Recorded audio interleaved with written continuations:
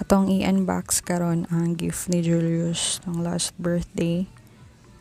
So check na to ang item. So gi-deliver ni siya sa JNT. So okay naman po di ang packaging so far, wala man po gisi or ini sa carton. Kiniusay si Julius kay weird yung mga gifts is hindi na kumatag-anan tong last birthday. As in tactical knife, tapos airsoft nga kon pusil among tohana. So mo ni siya. What's in the box? So nipis lang ni siya nga for washing no nga cloth. Then microfiber nga cloth for pang trapo. Una siya free shampoo. So yung hose manual, yung manual inchik so nag-research na lang ko. Yung charger, yung battery, yung mga nozzle, tapos connector sa hose, bottle para sa shampoo, tapos uban accessories, tapos ang cordless nga gun. So di na kailangan mo siya isaksak while gamiton, kay rechargeable. So check na to later. So muna siya ang yung cordless gun, patulo akong tutunan.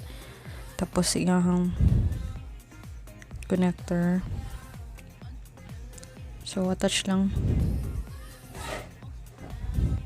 pa counterclockwise, then i-push lang para maprotektahan para dili mabasa.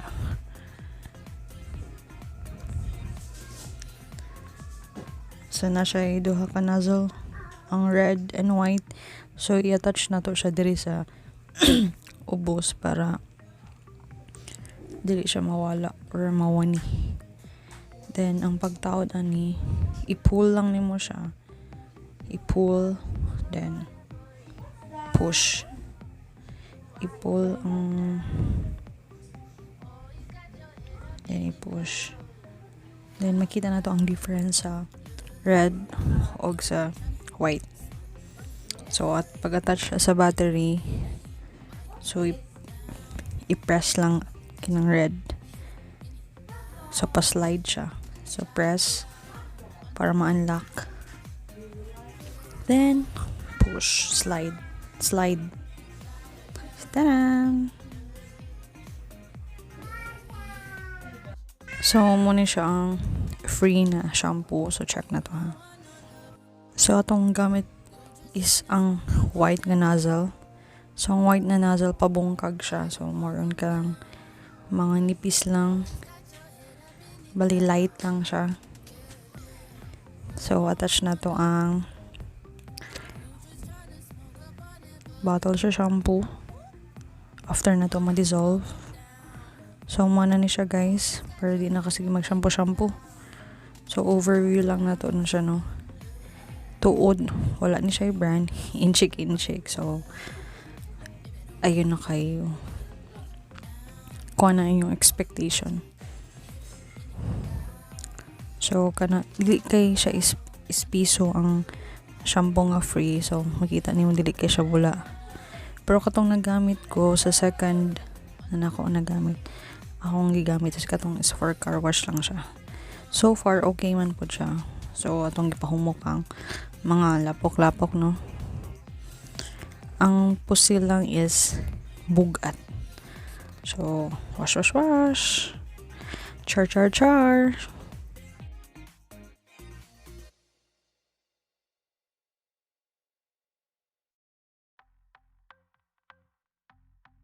So after na nako masabunan, ang hose na na-filter, dito lang ninyo ibutang sa tubig. So dito lang siya musuyop. So more convenient in some ways no. So dili pa na to ma-check kung okay ba ang quality since twice pa na ako siya magamit so far. Sa first o second nga pag washing wala man sad ko problema. Kaso bugat lang ang katong pusil-pusil. So check na to. Wash, wash, wash.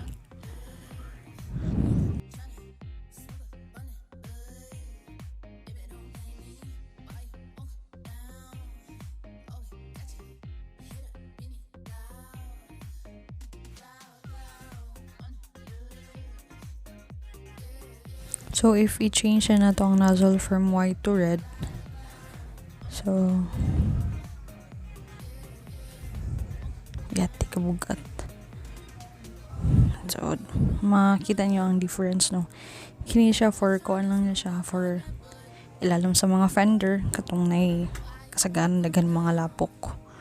Kaya mas grabe ang pressure ani, compare atong white ka nozzle nga, bungkag siya.